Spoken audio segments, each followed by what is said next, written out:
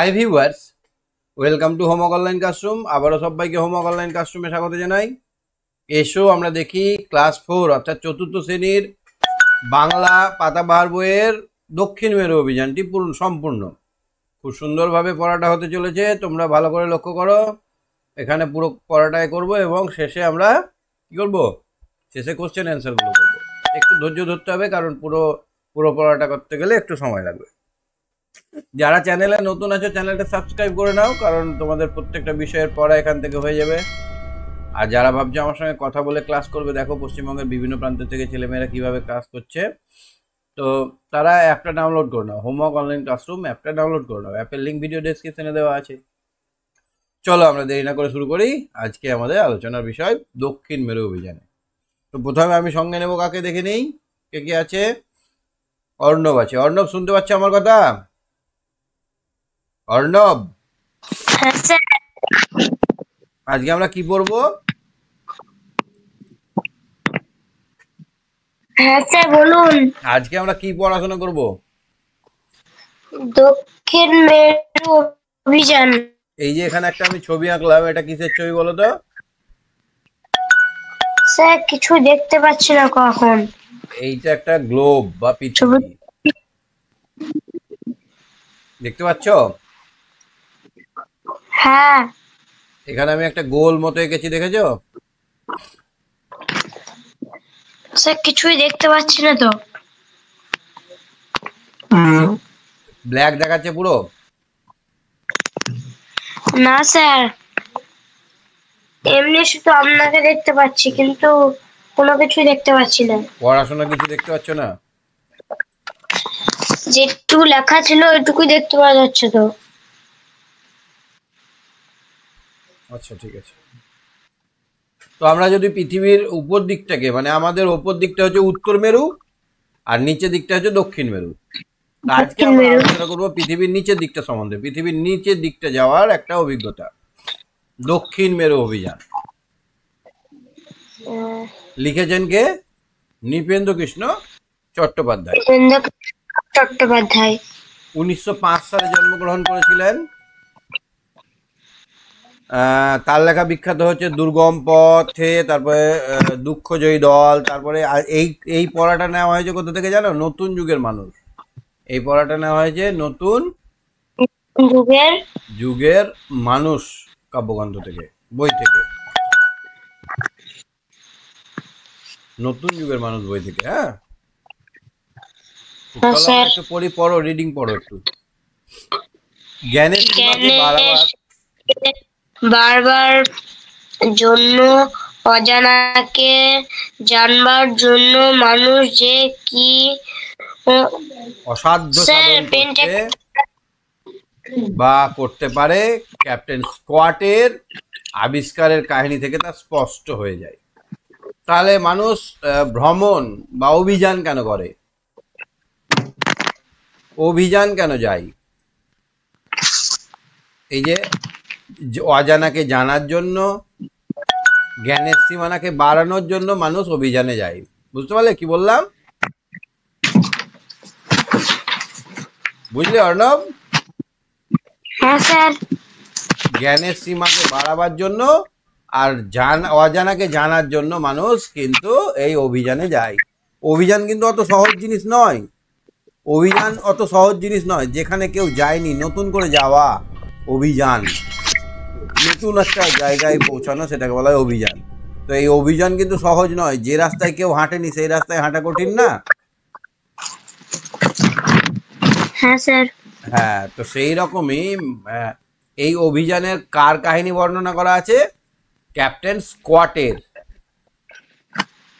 কার কাহিনী বর্ণনা করা আছে? ক্যাপ্টেন স্কটের। 1868 সাল খ্রিস্টাব্দের 5ই জুন ইংল্যান্ডের ডিভনশায়ারের এক গ্রামে স্কট জন্মগ্রহণ করেছিলেন। তাহলে স্কট কোথায় জন্মগ্রহণ করেছিলেন? ডিভনশায়ারে। কত সালে? 1868 সালে। 1868 সালে। তার পূর্বপুরুষেরা অনেকেই সামুদ্রিক বিভাগে বড় বড় চাকরি করতে গিয়েছেন। তাহলে তার বাবা দাদুরা কি করতো? সমুদ্রের জাহাজে চাকরি করতো। সমুদ্রের কি করতো? সমুদ্রের জাহাজে নৌকায় চেপেছো? নৌকায় চেপেছো কোনোদিন? হ্যাঁ স্যার। নৌকায় অনেক রকমের বিপদ বেশি, একটু জোরে হাওয়া বইলে নৌকা ডুবে যেতে পারে। তারপর নৌকার মধ্যে তো আর খাবার দাবার পাওয়া যায় না। দোকান আছে নাকি? নৌকার উপর দোকান আছে যে ওখানে নৌকা থামিয়ে দুটো চানাচুর কিনে নিলাম, সেরকম কিছু নেই। খাবার দাবার সব আগে থেকে বেঁধে নিয়ে সমুদ্রে যাত্রা করতে হয়। তো তার বাপদাদারা ছিল এরকম সাহসিক, সমুদ্রে চাকরি করত। সমুদ্রের প্রতি একটা টান নিয়েই তিনি জন্মগ্রহণ করেছিলেন। তার জন্মগ্রহণ হয়েছিল সমুদ্রের প্রতি একটা টান নিয়ে। সেই জন্য ছেলেবেলা থেকেই তিনি জাহাজের কাজ শিখতে থাকেন এবং কিশোরকালে জাহাজের কাজে লেগে সমুদ্র যাত্রা করেন। তাহলে তিনি কি করলেন? ছোট থেকেই বাবা মার সঙ্গে যেতে লাগলো, বাবা আমি যাবো তোমার সঙ্গে কাজে। সেখানে গিয়ে জাহাজের বিভিন্ন কাজ দেখতে থাকলো মন দিয়ে। তারপরে সে কি করলো? কাজেও লেগেও যান এবং বারবার সমুদ্র যাত্রা করেন। এই সময়ে জগতের নানা দেশ থেকে দক্ষিণ মেরু আবিষ্কারের নানা রকম চেষ্টা চলছিল। দক্ষিণ মেরু আবিষ্কারের নানা রকমের চলছিল। তার মানে কি বলতো? উত্তর মেরুর লোকেরা দক্ষিণ মেরুকে চেনে না, মধ্যের লোকেরা দক্ষিণ দিকে যেতে পারতো না, সমুদ্র পেরিয়ে ভয় করতো। কোন জাতির লোক আগে গিয়ে সেখানে পৌঁছাতে পারে সেই নিয়ে একটা গোপন আকাঙ্ক্ষা সব জাতিরই ছিল। দেখি সেখানে কারা যেতে পারে। আমেরিকারা যেতে পারে না, ভারতীয়রা পারে না, আফ্রিকানরা পারে, কারা আগে যেতে পারে সেই দক্ষিণ মেরুতে। এটা নিয়ে সবার মনে একটা আশা ছিল, আকাঙ্ক্ষা ছিল। স্কট যখন কমান্ডার হন সেই সময় ইংল্যান্ডে দক্ষিণ মেরু অভিযানের জন্য একটা দল গড়া হচ্ছিল। স্কট যখন কমান্ডার হয়, মানে অনেক বড় পদে যখন চাকরি করত, কমেন্ড করে, যে পরিচালনা করে দলটাকে, তাকে বলে কমান্ডার। যখন কমান্ডার হলো তখন কি হলো? একটা দল গড়া হচ্ছিল। দলটার নাম ছিল রয়্যাল জিওগ্রাফিক্যাল সোসাইটি। দলটার নাম কি ছিল? রয়্যাল জিওগ্রাফিক্যাল সোসাইটি, অর্থাৎ ভূগোল বিষয়ে একটা সোসাইটি, একটা কমিটি। এই অভিযানটির আয়োজন করেছিলেন। একদিন স্কট লন্ডনের পথে বেড়াচ্ছেন, এমন সময় উক্ত সোসাইটির প্রেসিডেন্ট স্যার ক্লেমেন্টসকে মার্কহামের সঙ্গে দেখা। স্যার মার্কহামের সঙ্গে পরামর্শ করে স্কট অভিযানের অধিনায়কত্ব গ্রহণ করে। তাহলে এইখানে এই রয়্যাল জিওগ্রাফিক্যাল সোসাইটির প্রেসিডেন্টকে sir Clements Markham. Sir Clements Markham হচ্ছে রয়্যাল জিওগ্রাফিক্যাল সোসাইটির প্রেসিডেন্ট। তাকে বলে স্কট বলল যে আমি যাব। কি বললো? আমি যাব। অধিনায়কত্ব মানে প্রধান, একদম নেতৃত্ব দিতে নেতা হয়ে।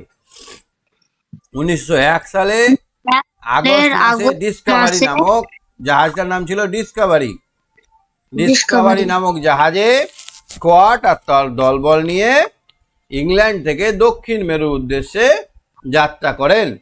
তার সঙ্গে আর একজন বুড়ো খুব বড় নাবিক ছিলেন, তার নাম স্যার আর্নস্ট শ্যাকলটন। তাহলে যাচ্ছে কারা কারা? তাহলে যাচ্ছে এখানে স্কোয়াড যাচ্ছে,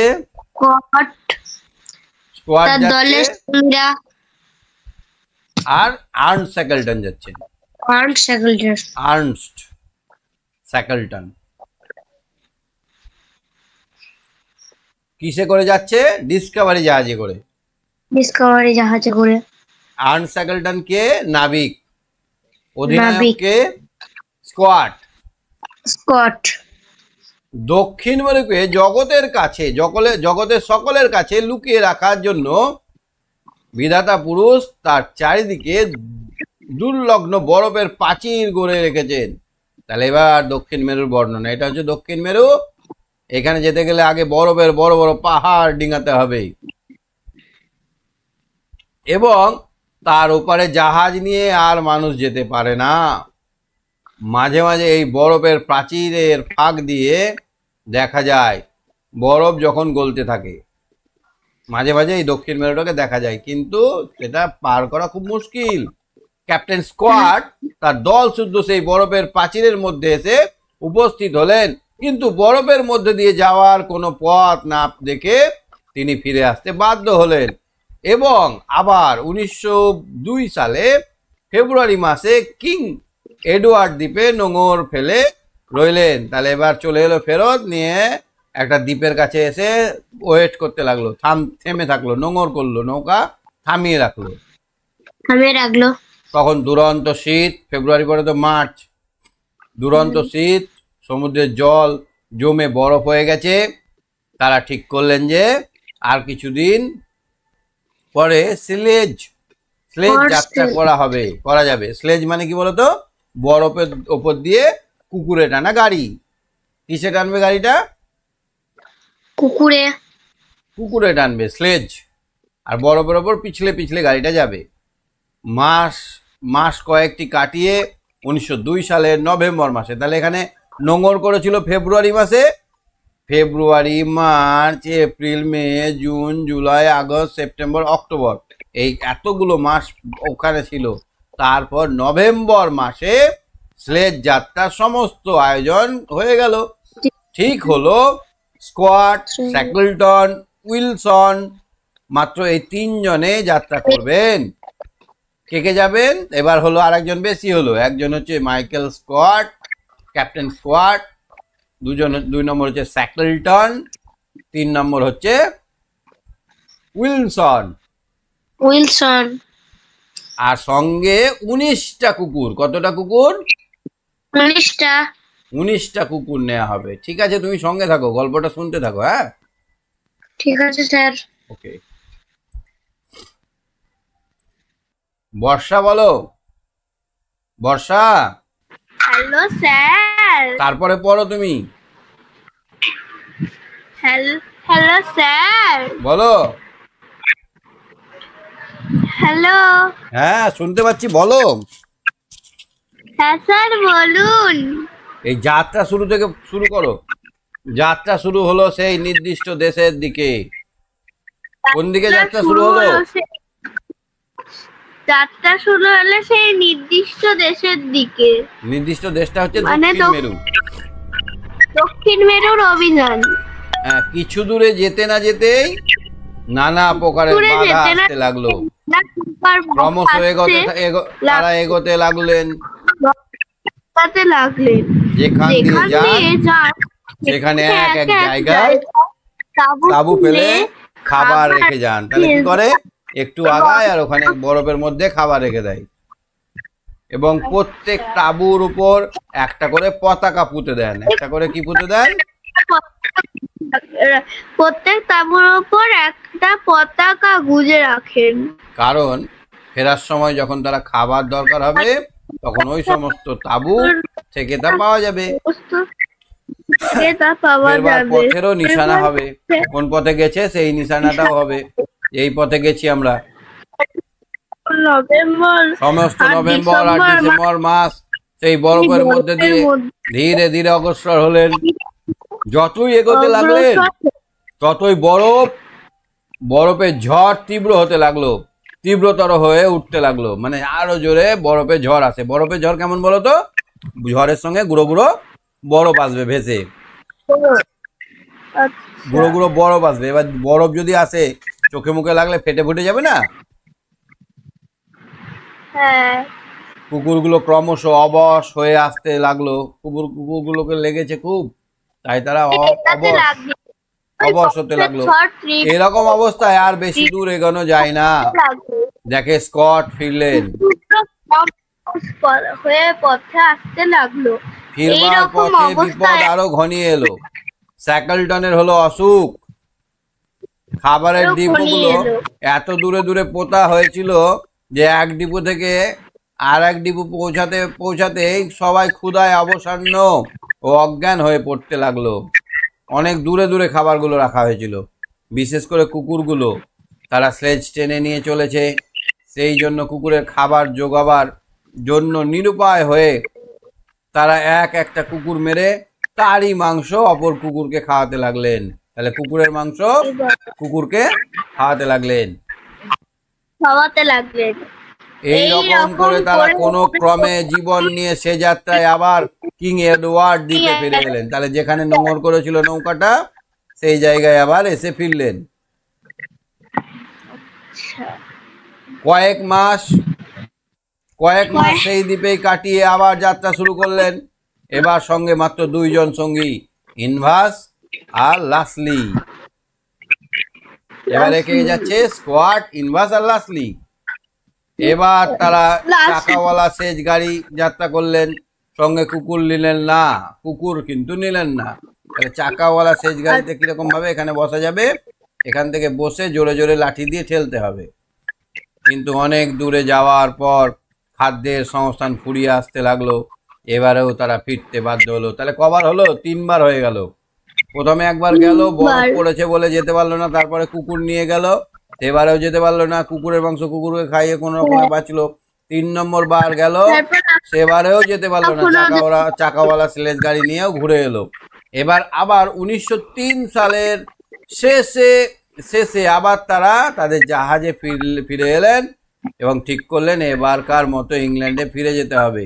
তাহলে আর সেই এখানে থাকবে না।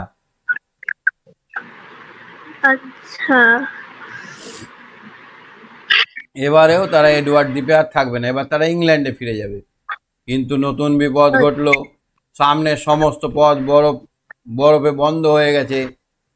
12 মাইল পর্যন্ত ঘন বরফ পথ আটকে দাঁড়িয়েছে। তারা নানা রকম যন্ত্র দিয়ে সেই বরফ কেটে পথ তৈরি করতে লাগলেন। কিন্তু কিছুদিন চেষ্টা করে বুঝলেন এ অসাধ্য সাধন, এটা আর কাটা যাবে না। অনেক বড় বড় বরফের পাহাড়। বরাক্রমে সেবার খুব শীঘ্রই বরফ গলতে আরম্ভ করলো এবং কিছুদিন যেতে না যেতেই স্কোয়াড দেখলেন বরফ গলে তাদের যাওয়ার পথ তৈরি হয়ে গেছে। কপাল কত ভালো, তারা এই যাত্রায় যদ্দূর গেছিলেন তার থেকে আরো 436 মাইল দূরে ছিল দক্ষিণ মেরু। আরো 436, মানে অনেক দূর এখনো। কিন্তু এর আগে কেউ আর দক্ষিণ মেরু এত কাছে আসতে পারেনি। তাহলে তারাই হচ্ছে, এটা ধরো দক্ষিণ মেরু, এতটা চলে এসেছিল স্কোয়াডরা। স্যার আর্নেস্ট শ্যাকলটন 1908 সালে নিজের দলবল নিয়ে আবার যায়। এবার 1903 সালের পরে ক বছর? আবার 5 বছর পর 1908 সালে দলবল নিয়ে যান, আবার দক্ষিণ মেরু দিকে রওনা হলেন। কিন্তু তাকে ফিরে আসতে হলো। তবে এবার আরো 97 মাইল যেতে পারলেই শ্যাকলটনের ভাগ্যে দক্ষিণ মেরু আবিষ্কার প্রথম গৌরব। তাহলে আরো কাছে চলে গেল,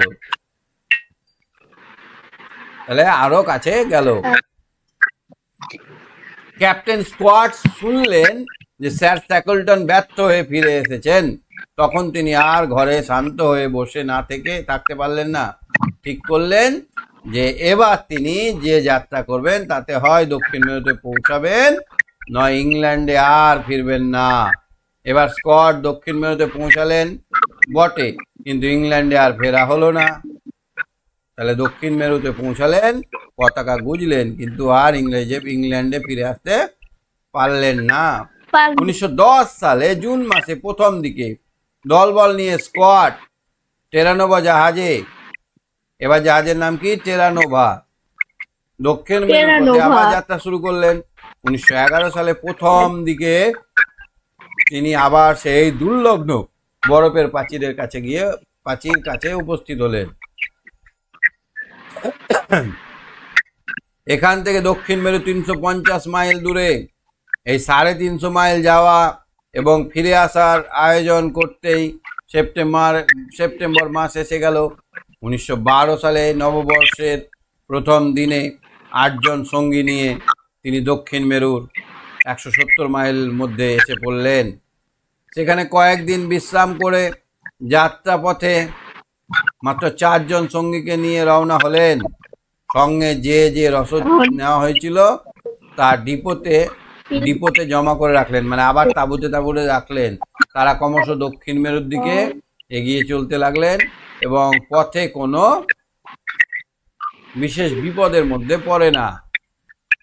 তারা 18 জানুয়ারি 1912 সালে তাদের জীবনের স্ফীত দেশ এসে উপস্থিত হলেন, অর্থাৎ দক্ষিণ মেরুতে উপস্থিত হলেন। কিন্তু অত্যন্ত দুঃখের বিষয় যে ক্যাপ্টেন স্কোয়াড সেখানে উপস্থিত হয়েই দেখেন যে সেখানে তারা তাদের দেশের পতাকা প্রথমে পুঁতবেন বলে ভেবেছিলেন, সেখানে নরওয়ে দেশের পতাকা উঠছে। নরওয়ে দেশের কেউ একজন ওখানে এসেছিল। তাদের কয়েক সপ্তাহ আগে নরওয়ের বিখ্যাত আবিষ্কারক আমুন্ডসন দক্ষিণ মেরুর প্রথম আবিষ্কর্তার গৌরব অর্জন করে চলে গেছেন। সেই জনমানবহীন অত্যন্ত তুষারের দেশে নরওয়ের পতাকা আর কাষ্ঠফলকে আমুন্ডসনের নাম তার বিজয় ঘোষণা করছে, এবং একটা কাঠের একটা ফলক পুঁতে রেখেছে, এখানে আমুন্ডসন লিখে রেখেছে। এবার ফেরার পালা। যাবার সময় তখন কোনো বিপদ হয়নি, কিন্তু ফেরার মুখে পথে ভয়াবহ বিপদ এসে বাধা দিতে লাগলো। হাওয়া আর বয় না, তার জায়গায় বয় জমাট বরফের কণা। দিনের পর দিন আকাশে পৃথিবী কিছুই দেখা যায় না, শুধু বরফের বৃষ্টি। সেই ভয়াবহ অবস্থার মধ্য দিয়ে শ্বাসরুদ্ধ অবস্থায় 5 জন চলেছে। পথের দিশা অনন্ত তুষারের মধ্যে হারিয়ে গেছে, কোন দিক দিয়ে যাবে তারা বুঝতে পারছে না। অনাহারে সর্বশরীর অবসন্ন, মানে তারা যে কৌটোগুলো খাবারগুলো পুঁতে রেখেছিল সব বরফে ঢাকা পড়ে গেছে। একদিন সেই অবস্থায় ইভান্স পড়ে গেলেন, আর উঠলেন না। শুভ্র তুষার এসে তার মৃতদেহের উপর কবর রচনা করলেন, তার দেহটাকে ঢেকে দিলেন বরফ অটোমেটিক্যালি। তুষারপাত প্রতিদিন বেড়েই চলতে লাগলো। অবশেষে তারা একটি দ্বীপতে এতে উপস্থিত হলেন। এরপর ক্যাপ্টেন ওটস এক রাতে বাইরে গেলেন, কিন্তু আর ফিরলেন না। এবার একদিন বাইরে গেলেন, কিন্তু আর ফিরলেন না। সেই ভয়াবহ অবস্থার মধ্য দিয়ে অবশিষ্ট 2 জন সঙ্গীকে নিয়ে স্কট অগ্রসর হতে লাগলেন। অবশেষে অবসান্ন দেহে নিরুপায় হয়ে তাদের সঙ্গে যে তাঁবু ছিল তা কাটিয়ে তার ভিতরে ঢুকলেন। তারা তখন ভালো রকমই জানতেন যে এই তাঁবুই তাদের কবর। পাশের সঙ্গীর তখন মৃত্যুর শ্বাস উঠল, নিঃশ্বাস পড়ছে, মৃত্যুর হিম স্পর্শে তখন ক্যাপ্টেন স্কটের সর্বাঙ্গ শিথিল হয়ে আসছে। সেই মৃত্যুর অব্যাহতি পূর্বক্ষণে তিনি তার ডায়েরির শেষ পাতায় লেখেন, গত 1 মাস আমরা যে কষ্ট পেয়েছি আমি ভাবতে পারি না কোনো মানুষ কোনোদিন সেই রকম কষ্ট সহ্য করেছে কিনা। তবুও আজ ভাগ্যের বিরুদ্ধে আমার কোনো নালিশ নেই। যা পেয়েছি তা মাথা পেতে গ্রহণ করছি। যদি আমরা বেঁচে থাকতে পারতাম তাহলে সমস্ত ইংল্যান্ড শুনতে পেত যে ইংল্যান্ডের গৌরবের জন্য তার কয়েকজন সন্তান কি কষ্টই না সহ্য করেছে। আমাদের এই মৃতদেহ আর আমার এই লেখা হয়তো জগতে একদিন সেই কাহিনীর সাক্ষ্য দেবে। ক্যাপ্টেন স্কটকে যারা খুঁজতে গেছিলেন তারা তার মৃতদেহের সঙ্গে ডায়েরিটি পান। বুঝতে পারলে অভিযান কেমন জিনিস? হ্যাঁ স্যার, বুঝতে পেরেছি। আচ্ছা স্যার, বলো, তিনি ক বছর বেঁচে ছিলেন তাহলে? স্কট তাহলে মারা গেল কখন? 1912 সালে। 1912 সালে মারা গেল। 1800 কত সালে? 1868 খ্রিস্টাব্দে। এই দেখো এখানে লেখা আছে 1868 আর 1912 বিয়োগ করো। বিয়োগ করব। 12 থেকে 8 বাদ দিলে আপনি বলে দিন। হাতে থাকে 1, 6 1 7, 4 11, 44 বছর বেঁচে ছিলেন। 44 বছর বেঁচে ছিলেন। আচ্ছা, মাত্র 44 বছর। ঠিক আছে? হ্যাঁ হ্যাঁ স্যার। ঠিক আছে, তুমি সঙ্গে থাকো, এবার আমরা কোশ্চেনগুলো আলোচনা করবো। Okay sir. Sampreet, hello sir. পড়াটা বোঝা গেল? হ্যাঁ স্যার, বুঝতে পেরেছি। আচ্ছা চলো, কোশ্চেন একের গুলো এক একটা দেখো তো। দক্ষিণ মেরু অভিযান রচনাটির লেখক কোন বই থেকে নেওয়া হয়েছে? আমি আগেই বলেছি, নতুন যুগের মানুষ বই থেকে নেওয়া হয়েছে। নতুন যুগের মানুষ বই থেকে নেওয়া হয়েছে। তার লেখা আরো দুটি বইয়ের নাম। তার লেখা আরো দুটি বইয়ের নাম। মা কুলি, মা কুলি, এইসব বইগুলো তিনি লিখেছেন। আমরা ছোটবেলায় একটা গল্প পড়েছিলাম, খুব ভালো গল্প। একটা আটার শিশির মধ্যে একটা আরশোলা পড়ে গেছিল। এবার আটা সমেত শিশিটাকে লেখক বাইরে ফেলে এসেছিলেন। কিছুক্ষণ পর একদল পিঁপড়ে সেখানে এসে ওই আরশোলাটা খেতে যাবে। আরও কিছুক্ষণ পর লেখক যখন দেখলেন যে ওখানে ছোট ছোট কাঁকড় ফেলে রাস্তা বানিয়ে আরশোলার টুকরো দেহটাকে নিয়ে চলে গেছে। তাহলে পিঁপড়ের কত বুদ্ধি, তাই না? কি তাই না বলো? এরকম গল্প আমাদের আগে ক্লাসে ছিল। তিনেরটা দেখো, স্কোয়াট ড্যাশ সালে জন্মগ্রহণ করেছিলেন। কত সালে জন্মগ্রহণ করেছিলেন? 1868 সালে। ছোটবেলা থেকে স্কোয়াট কাজ শিখতে জাহাজের। প্রত্যেক তাঁবুর উপর একটা করে গুজে রাখলো কি? পতাকা। 1910 সালে জুন মাসের প্রথম দিকে দলবল নিয়ে স্কোয়াট কোন জাহাজে? টেরানোভা। হ্যাঁ হ্যাঁ, ঠিক ঠিক ঠিক, টেরানোভা। আর ডিসকভারিটা প্রথম যেটা নিয়ে গেছিল সেটার নাম ডিসকভারি ছিল না? এটা হবে টেরানোভা, টয়কার র্যাকার দন্তের নৌকার ভয়াকার। তারপরে দেখো তো তিনের পাঁচেরটা, ক্যাপ্টেন স্কোয়াটের মৃতদেহের সঙ্গে তার ডায়ারি বা ডায়েরি পাওয়া গেছিল। ডায়ারি বানানটা দেখিও, ডায়ারি। হ্যাঁ, তারপরে দেখো চারের গল্প, চারেরটা কি দেখো তো? গল্পটিতে যে ইংরাজি মাসগুলির নাম পেতো সেগুলি সাজিয়ে লেখো। সেই মাসের ঘটনাগুলি পাশে উল্লেখ করো। তাহলে প্রথমে আমরা জুন মাস পেয়েছিলাম। জুন মাসে ক্যাপ্টেন স্কট 1868 সালের জুন মাসে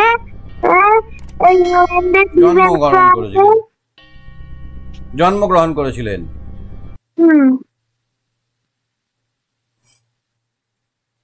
আবার আরেকবার জুন মাস আছে, 1910 সালে জুন মাসে তিনি আবার শেষ যাত্রা করেছিলেন। আগস্ট মাসে কি হয়েছিল? আগস্ট মাসে 1901 সালের আগস্ট মাসে ডিসকভারি জাহাজে গেছিলেন প্রথমবার। ডিসকভারিতে গেছিলেন, ডিসকভারি জাহাজে। তারপরে দেখো তো নভেম্বর মাসে কি হয়েছিল? স্লেজ যাত্রা করেছিলেন। স্লেজ যাত্রা। ফেব্রুয়ারি মাসে কিং এডওয়ার্ড দ্বীপে গেছিলেন। হ্যাঁ, বরফের মধ্যে দিয়ে স্কট স্যাকেলটন আস্তে আস্তে যেতে চাইছিলেন ডিসেম্বরে, কিন্তু বাধা পেয়েছিলেন। জানুয়ারি মাসে 1912 সালের 18 জানুয়ারি স্কট 5 জন সঙ্গীকে নিয়ে দক্ষিণ মেরুতে উপস্থিত হলেন। দক্ষিণ মেরুতে উপস্থিত হয়ে দেখছেন অলরেডি নরওয়ের পতাকা উঠছে, আর ওখানে লেখা আছে আবিষ্কারকের নাম। তারপরে ফেব্রুয়ারিতে কি হলো? ফেব্রুয়ারিতে ক্যাপ্টেন স্কট কিং এডওয়ার্ড দ্বীপে নোঙর ফেলেছিলেন। পাঁচেরটা দেখো তো, দক্ষিণ মেরু অভিযানে ক্যাপ্টেন স্কটের সাহায্যকারী কোন কোন ব্যক্তির নাম পেয়েছি? Sir Ernest Shackleton. হ্যাঁ, স্যার আর্নস্ট স্যাকেলটন। তারপরে উইলসন পেয়েছি। তারপরে ইনভাস পেয়েছি, ইভান্স পেয়েছি। লাসলি পেয়েছি, হ্যাঁ লাসলি। ক্যাপ্টেন ওটস পেয়েছি, ক্যাপ্টেন ওটস। এতজনের নাম পেয়েছি। বাক্য রচনা করো। দেখো, স্লেজ, কুকুরে টানা বরফের দেশে কুকুরে টানা গাড়িকে বলা হয় স্লেজ। আবিষ্কার, নতুন করে কোনো কিছু খুঁজে পাওয়াকে বলা হয় আবিষ্কার। গৌরব, সচিন টেন্ডুলকার আমাদের দেশের গৌরব। ব্যর্থ,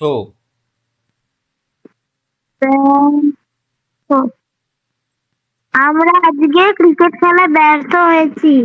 সমুদ্র যাত্রা, আমি সমুদ্র যাত্রা করেছি। করেছো সত্যি? না, এমনি এমনি। আচ্ছা, দক্ষিণ মেরু অভিযানে স্কোয়াড যে বিপদের মুখে পড়েছিলেন তার তালিকাগুলো তৈরি করো।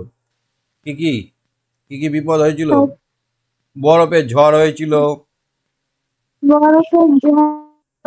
বড় 12 মাইল উঁচু পাহাড় মতো বরফ তৈরি হয়েছিল, ফেরার পথ বন্ধ হয়ে গেছিল,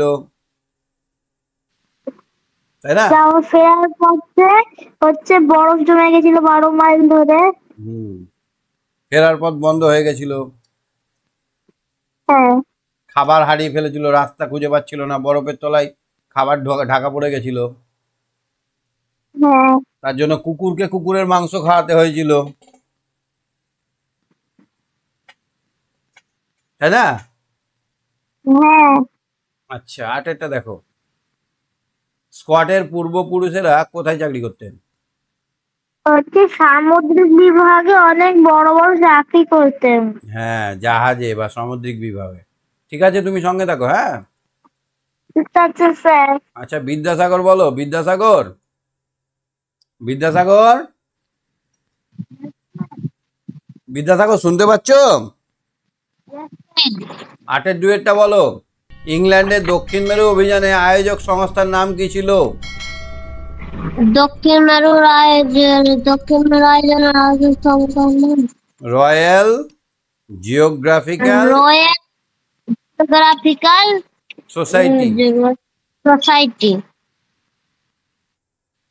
রয়্যাল জিওগ্রাফিক্যাল সোসাইটি। তারপর 8-3 দেখো, প্রথম দক্ষিণ মেরু অভিযান কত সালে হয়েছিল? কোন মাসে? 1901 সালে। কোন মাসে? জুন মাসে না, আগস্ট মাসে।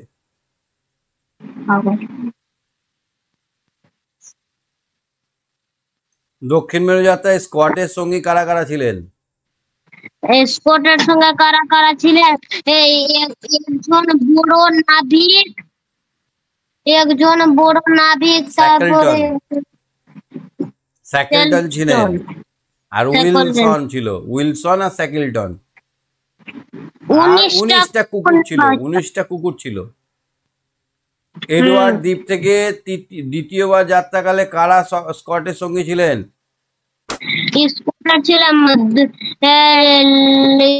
স্কটের সঙ্গে ছিলেন ইভান্স,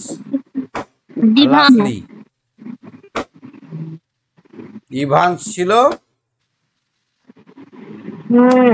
আর লাসলি ছিল। তারপরে স্কট আর কত মাইল দূরে অতিক্রম করতে পারলে দক্ষিণ মেরুতে পৌঁছাতেন? 463 মাইল দূরে অতিক্রম করতে পারলেন। 463 মাইল দূরে অতিক্রম করলেই পৌঁছাতেন। 1908 সালে কে দক্ষিণ মেরুর উদ্দেশ্যে যাত্রা করেন? Sir Ernest Shackleton. Sir Ernest Shackleton. Shackleton আর কত দূরে যেতে পারলে দক্ষিণ মেরু? 97 মাইল। স্কট তৃতীয় অভিযান কত সালে শুরু হয়? 1910 সালে। 1910 সালে প্রথম দিকে। একদম জুন মাসের প্রথম দিকে, ঠিক। 9টা দেখাতে পারছো কিনা? সামুদ্রিক অভিযানে স্কটের আগ্রহ ছিল কেন? কারণ তার বাবা দাদুরা সবাই সমুদ্রে বিমানে চাকরি করতেন, জাহাজে চাকরি করতেন। স্কোয়াড ছাড়া অন্যদের দক্ষিণ মেরু অভিযানের অভিজ্ঞতা প্রচেষ্টার কথা লেখো। স্কোয়াড ছাড়া আর কে কে গেছিল? স্যার আর্নেস্ট স্যাকেলটন ছিল, দলবল নিয়ে গেছিল তার সঙ্গে, এবং সেও কিন্তু খুব কাছাকাছি পৌঁছে গেছিল, মাত্র 57 মাইল দূরে পৌঁছে গেছিল। তাছাড়া নরওয়ের লোকেদের আমরা নাম শুনতে পাই। নরওয়ের লোকেরা আমুন্ডসন সেখানে পৌঁছেছিলেন এবং পতাকা উড়িয়েছিলেন। এইসব স্কোয়াড ছাড়াও এরাও কিন্তু যাওয়ার চেষ্টা করেছিলেন। ঠিক আছে। অভিযান আবিষ্কারের কাহিনী আমাদের ভালো লাগে কেন? নতুন কিছু জানার জন্য, নতুন কিছু শেখার জন্য, নতুন জানার জন্য, নতুন শেখার জন্য, হ্যাঁ, জ্ঞানের পরিধি বাড়ার জন্য আমরা কিন্তু অভিযান বা আবিষ্কারের কাহিনী খুব ভালোবাসি। দক্ষিণ মেরু পৌঁছানোর পরও ক্যাপ্টেন স্কট কেন খুশি হতে পারেননি? কারণ তখন দেখলেন সেখানে অলরেডি সেখানে একটা পতাকা উঠছে। হ্যাঁ, আমুন্ডসন সেখানে এই পতাকাটা পুঁতে এসছেন, নরওয়ের পতাকা। ফেরার পথে তিনি যে বিপদের সম্মুখীন হয়েছিলেন তা নিজের ভাষায় লেখো। ফেরার পথে বাতাস নেই, শুধু ঝড়, বরফের ঝড়, এগোনো যাচ্ছে না, শুধু বরফ পড়ছে। একে একে সব সঙ্গীগুলো তার একে একে শেষ হয়ে গেল। শেষে একটা তাঁবুতেই তার জীবনাবসান ঘটে বা মারা যান। স্লেজ গাড়ি, টিকা লেখো। স্লেজ গাড়ি, পুকুরে টানা গাড়ি, ডিসকভারি, স্কোয়াটের ব্যবহার করা প্রথম নৌকা, প্রথম জাহাজ। দক্ষিণ মেরু টেরানোভা হচ্ছে, টেরানোভাটা কি? একটি জাহাজের নাম, যেটা 1910 সালে যেটাই আমরা দক্ষিণ মেরু অভিযানে দেখতে পাই। কিং এডওয়ার্ড দ্বীপ, এখানে সবাই কি করতো? নৌকা রাখতো, রাখার পরে বরফের ওপর হাঁটতো। রয়্যাল জিওগ্রাফিক্যাল সোসাইটি, এর কাজ হচ্ছে বিভিন্ন জিওগ্রাফিক্যাল প্লেস আবিষ্কার করা। স্কোয়াড একজন বিখ্যাত কমান্ডার। হ্যাঁ, ঠিক আছে, তাহলে আমরা আজকে গোটাটাই দেখলাম, আশা করি বুঝতে পেরেছো। হ্যাঁ, ঠিক আছে, তুমি সঙ্গে থাকো। উমেশ আলমা বলো। উমেশ আলমা,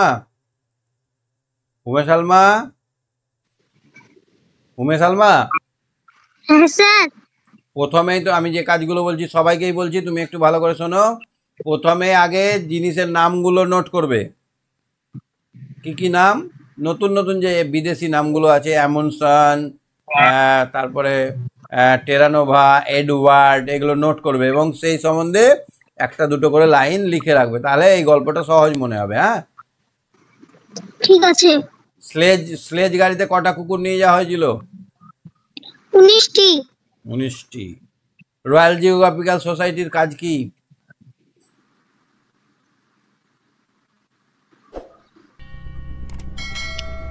রয়্যাল জিওগ্রাফিক্যাল সোসাইটির প্রেসিডেন্টের নাম কি ছিল? Sir Clements Markham. হ্যাঁ, এই নামগুলো লিখবে, লিখে পাশে পাশে লিখবে কে ছিলেন। হ্যাঁ, তাহলে এই পড়াটা খুব সহজ মনে হবে। যখন স্কোয়াড কমান্ডার হয় তখন ইংল্যান্ডে কি চলছিল? দক্ষিণ মেরু অভিযানের প্রস্তুতি চলছিল।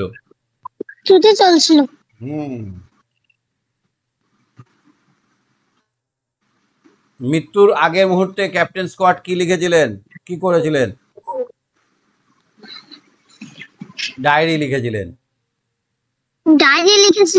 মরার আগে লিখছে যে এই ডায়েরি কেউ পাবে একদিন, আমি যদি বেঁচে থাকতাম তাহলে গোটা ইংল্যান্ডবাসীকে আমি শোনাতাম কি কষ্ট না পেয়েছে। প্রচুর কষ্ট পেয়েছে, তাই না বলো?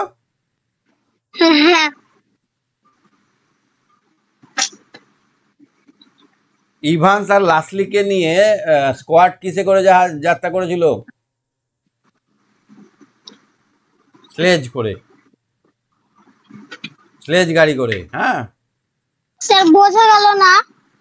হ্যাঁ, বোঝা যাচ্ছে না। বলছিলাম যে ইভান্স আর লাসলিকে নিয়ে স্কোয়াড কিসে করে যাত্রা করেছিলেন? সেটা হবে স্লেজ গাড়িতে করে। কিসে করে?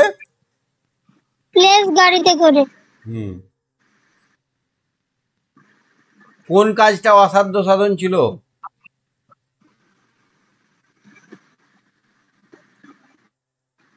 স্যার বোঝা যাচ্ছে না। অসাধ্য সাধন কোন কাজটা ছিল? এই যে 12 কিলোমিটার বরফ পড়েছিল, এই বরফ ভেঙে ভেঙে রাস্তা তৈরি করাটা অসাধ্য সাধন ছিল। ঠিক আছে, ঠিক আছে, আজকে শেষ করছি। Tata, bye bye.